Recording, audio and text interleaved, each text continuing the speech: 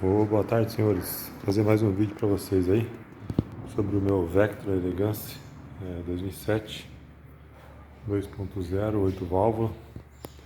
Hoje, galera, eu vou falar para vocês sobre a suspensão traseira do Vectra. O que aconteceu?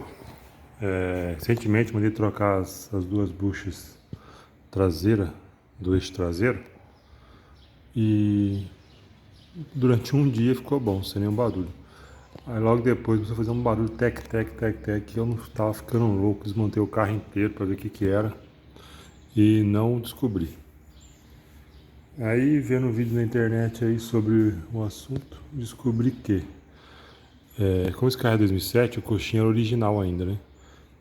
Eu comprei direto da Chevrolet aqui na minha cidade, que é de Marília. E mesmo assim não é original quando vem de fábrica. Então o que aconteceu? Veio uma arruela do lado do coxinho da borracha.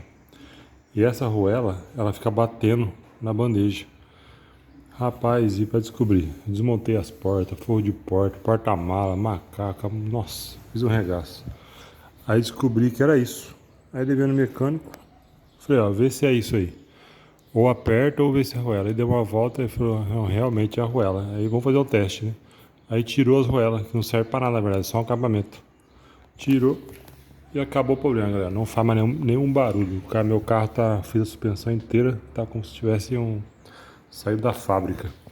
Vou ver se eu consigo mostrar pra vocês aqui. E o coxinho.